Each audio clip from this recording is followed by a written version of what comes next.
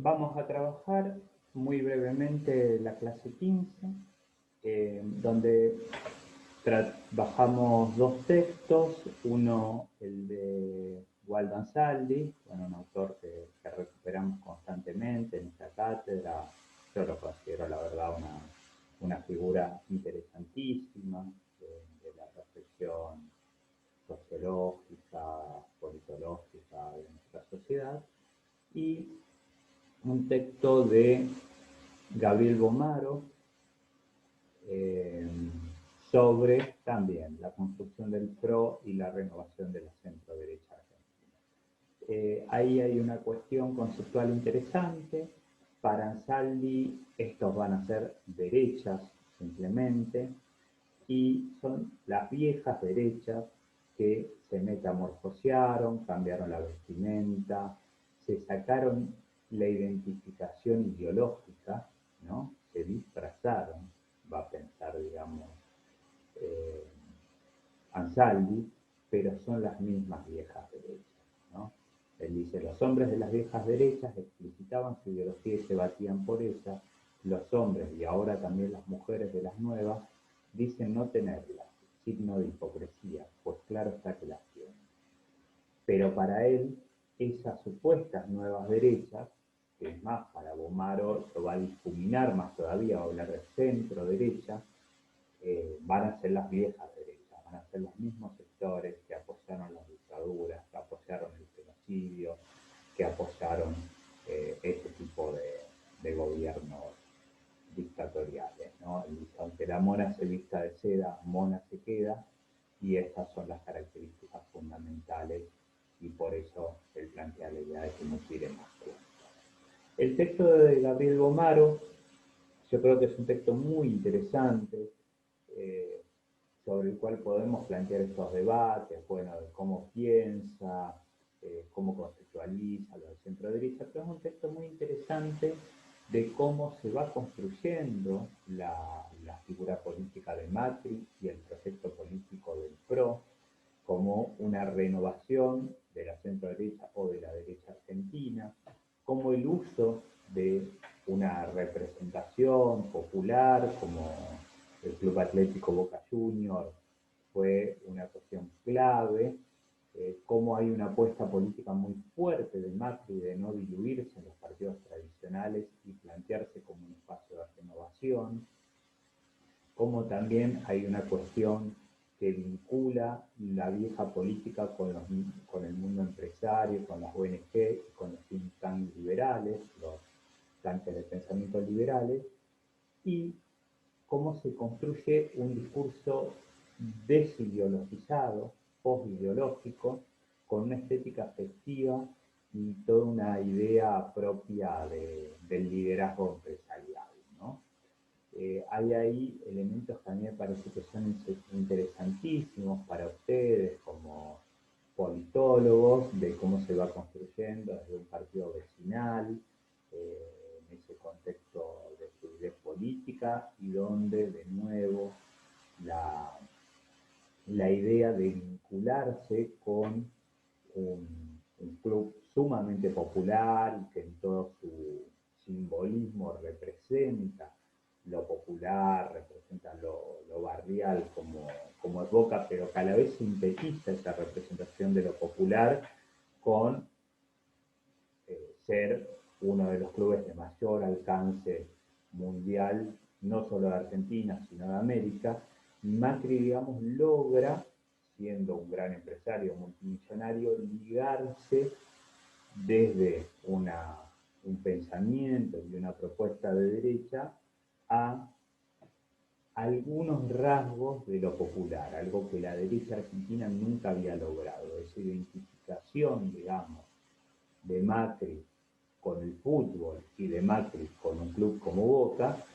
logra diluir esa imagen de que solo podía ser una persona votada por los más poderosos, por los ricos, y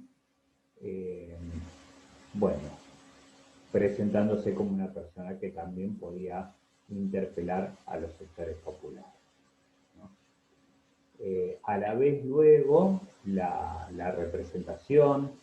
del PRO como un partido vecinal, en primer término, pero un partido vecinal de alcance nacional. Por ejemplo, ahí es muy interesante que si bien Macri viene de Boca, hay toda una asociación muy íntima con sectores del poder tradicional del otro club más importante de Argentina, como River Plate, con la figura de Santilli y otras figuras importantes. Bueno, siempre tuvo una relación cercana también con Jorge Brito, una figura que murió recientemente en un accidente de helicóptero, quizás el banquero más importante de Argentina, también una figura muy importante de la política de ese club. Y cómo hay todo un proyecto entonces ahí de construir distintos equipos a través de articulados con la figura de Macri como líder empresarial más que líder político, ¿no? Construyendo todo un nuevo ideario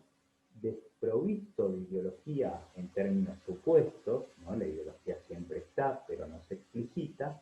y lo que se construye en cambio es, dice él, un ethos, ¿no? Una especie de ética de la meritocracia, de los eslogans y sobre todo de la estética, de todo el tiempo hacer una presentación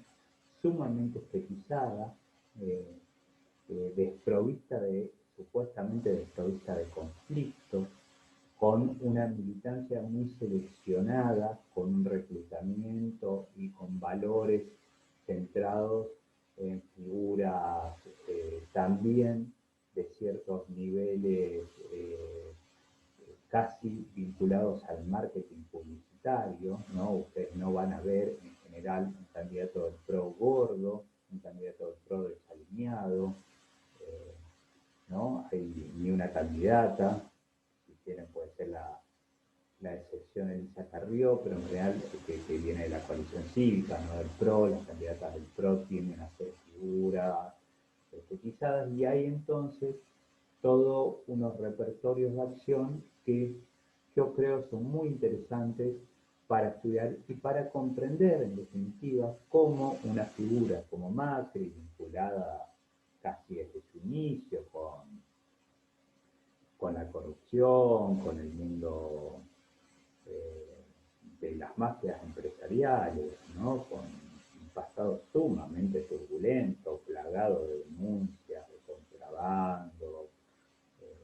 de coimas y demás, logra llegar a ser presidente de Argentina, ¿no? Armar un partido y llegar a ser presidente de Argentina, ¿no? Realmente es un tema que hay que pensar cómo esto fue posible. Y eh,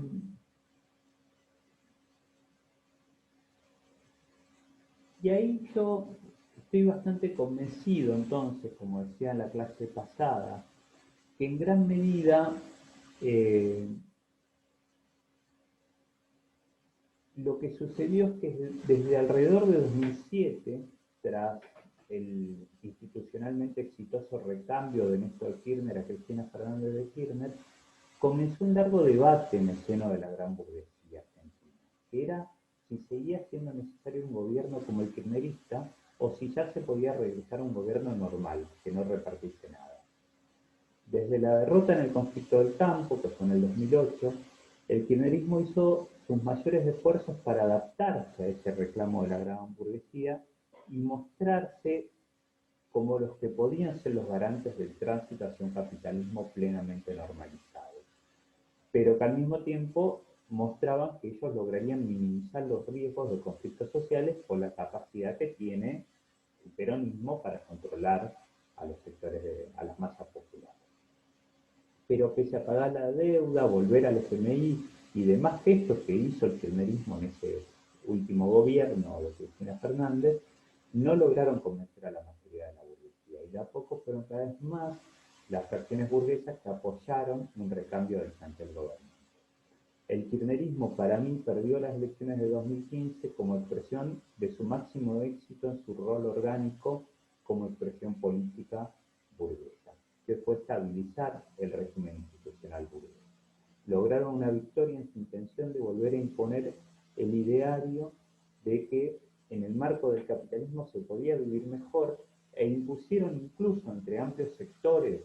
del pueblo y del activismo la idea de que era imposible un modelo alternativo al capitalista y que todo proyecto debía restringirse a lo posible dentro de los marcos de este sistema. Esa victoria de su proyecto consiguió que la oposición, que logró presentarse como opción de poder alternativa, la única opción parecía, fue la que postulaba otro proyecto capitalista, un capitalismo liberado, entre comillas, de las regulaciones que había impuesto la lucha popular y que ahora solo estaría definido en función de los condicionamientos del mercado. A tal punto llegó esa exitosa reconfiguración de las herramientas de dominación política de la burguesía, que el kirchnerismo hasta logró imponer su proyecto de establecer una alternancia ordenada, ¿no? Con un bipartidismo moderno que diese estabilidad a la dominación. Ese fue el objetivo de la reforma electoral que impulsó a Val Medina y Néstor Kirchner, que buscaba reconfigurar el mapa de partidos políticos con toda la cuestión de las PASO y demás, que justamente lo que buscaba era evitar o solucionar la crisis de los partidos políticos. Recuerden, por ejemplo, que en el 2003 había habido 3 candidatos a presidente del peronismo, 3 o 4, no, 3, y bueno, Elisa Carrió y López Murphy, los 3 habían sido Menem, Kirchner y Rodríguez Sá, que entonces un mapa de partidos políticos que había estallado justamente como consecuencia de la irrupción de las masas populares en la política en el 2001. La ley electoral kirchnerista pretende constituir, o pretendía, yo creo que ya eso se mostró un poco como un fracaso, aunque no tanto, habría que pensarlo, es una de las cuestiones que podemos pensar cuando nos encontremos, un bipartidismo donde ellos se reservaban el lugar de centro-izquierda y adjudicaban a su oposición burguesa el rol de derecha o centro-derecha. Por eso, durante muchos de los años del kirchnerismo, fue el mismo Kirchner y después Cristina Fernández de Kirchner quienes se encargaron de consolidar a Macri como su rival político, porque era un contendiente que siempre podía hacer ver al proyecto kirchnerista como un proyecto progresista con respecto a lo que presentaba Macri, ¿no? Y además estaban convencidos de que Macri nunca les podía ganar, esto era algo que Kirchner dicen que repetía constantemente. Sin duda, los integrantes de la gran burguesía nunca reconocieron el rol del kirchnerismo en cerrar la crisis del 2001, pero bueno, es algo que debería saber, que los ricos no saben de agradecimiento, ¿no? Y para ellos, una vez que un grupo gobernante cumple su rol, es momento de pensar quiénes deben seguir en el gobierno. Las primeras medidas del macrismo expresaron claramente el proyecto de una gran burguesía dispuesta a ir por todos, ¿no? Es la primera vez a la vez, además, que en Argentina se genera, como decía Berbisky, un país gobernado por sus propios dueños, ¿no? Y gobernado por sus propios dueños no a través de una dictadura, sino a través del voto. Se terminaron entonces las concesiones parciales en aras de construir consensos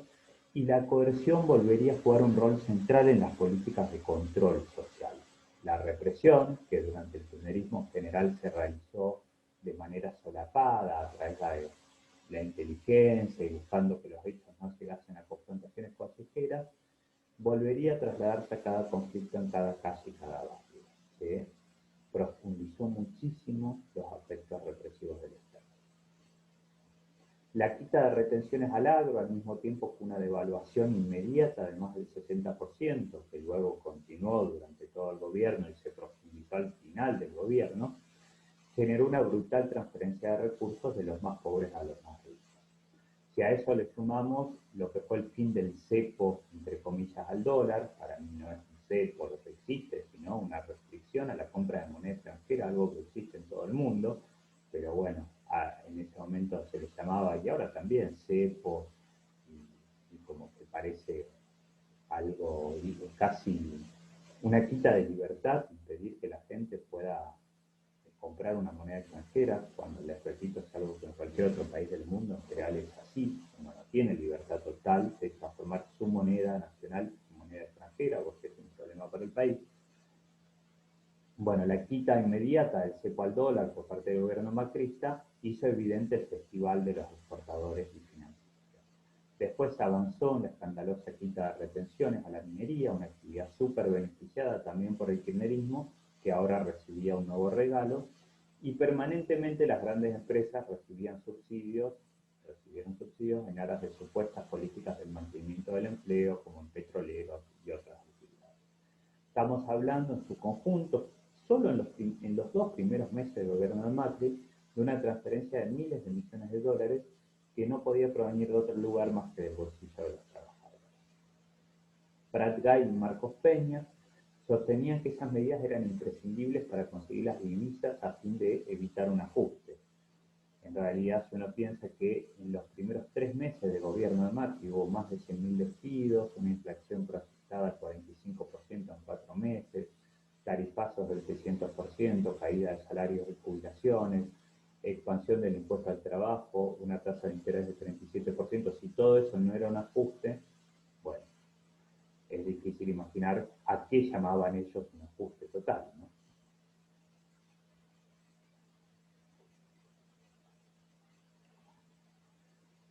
El telón de fondo de toda esa política era el sometimiento total de la burguesía argentina al imperialismo expresado en el pago permanente a los fondos buitres, política que en realidad el kirchnerismo en general había realizado, pero al menos negociando y tratando de no pagar todo, con el macrismo esa política dio un salto cualitativo de entreguismo. Argentina debía al principio del gobierno 250.000 millones de dólares, se fue debiendo más del doble, eh, y, y, pagando durante todos los años eh, una, una fortuna en intereses y generando una masiva fuga de capital. El país, miren, estoy dando esta clase sobre un texto que yo escribí en el año 2016 y ahí yo hablaba que con el acuerdo macrista, con los fondos buitres, la proporción de la deuda sobre el PBI llegaba a los 2/3, dejando al país al borde del default, ¿no? Esto yo lo escribí en el 2016, no siendo ningún adelantado, sino estudiando lo que distintos economistas con mucha mayor formación que yo mostraban, diciendo que la estrategia de pagar deuda tomando más deuda, que es lo que entre paréntesis también se viene haciendo en nuestra provincia, obviamente nunca ha funcionado y es otra evidencia del fracaso de la burguesía argentina y de su incapacidad para procesar un país independiente y viable para todos.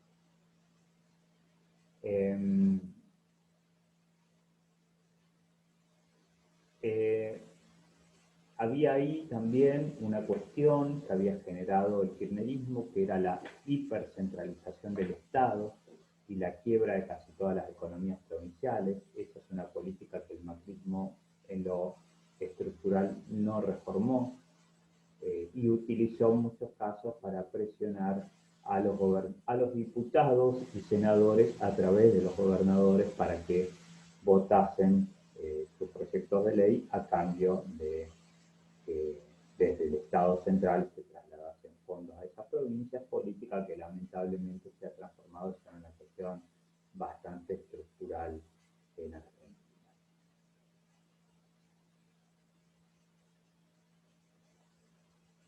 Eh,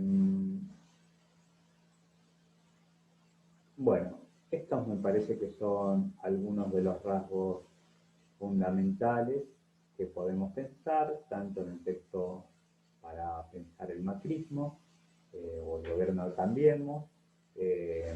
ahí hay un montón de otros elementos que podemos dejar nada más como cuestiones a pensar, a debatir. Una, para mí fundamental, es el rol del radicalismo, ¿no? Ese radicalismo que nosotros estudiamos en esta cátedra, nacido como un partido eminentemente popular, antioligárquico, como digo, de raíces bien populares, de raíces casi revolucionarias, por eso el nombre de radical. No revolucionarias anticapitalistas, ¿no? No eran anticapitalismo, pero sí antioligárquicos y con una fuerte reivindicación de lo popular, eh, cómo se reconfigura como un partido que apoya a estos grupos de élite dominante, casi como simplemente una maquinaria electoral que se pone al servicio de quien sea, con tal de mantener algunos cargos de diputados, senadores, intendentes, gobernadores y ministros, ¿no? En su momento habían apostado a la candidatura de Labaña, luego de Macri. Hoy creo que la mayoría está pensando en una candidatura de Horacio Rodríguez Larreta para el 2023. Bueno, el rol del radicalismo me parece que es una cuestión muy interesante. La cuestión del bipartidismo político, ¿no? De esta idea de un supuesto centro-izquierda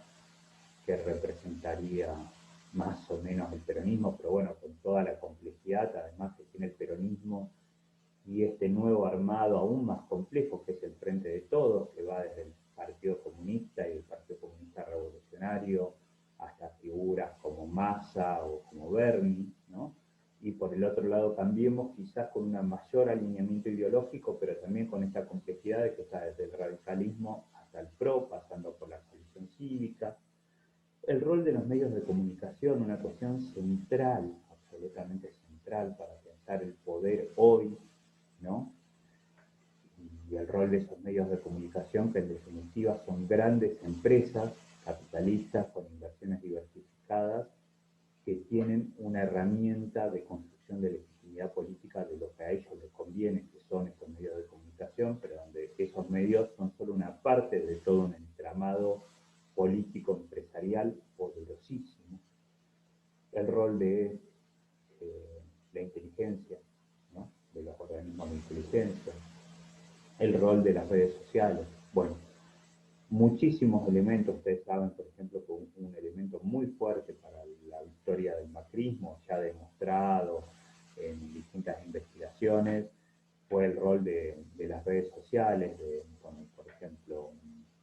una empresa como Cambridge Analytica, que compraba la información de las redes sociales, esa información que nosotros le regalamos a las redes sociales, a través de lo que publicamos, de los datos que ponemos y demás, para hacer campañas focalizadas, ultra focalizadas, con fake news, con rumores y demás. Bueno, son un montón de elementos que me parece que estaría bueno.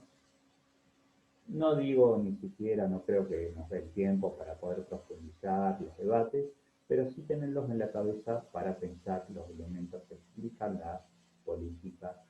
actual a la luz de nuestra historia política argentina. Bueno, con esto terminamos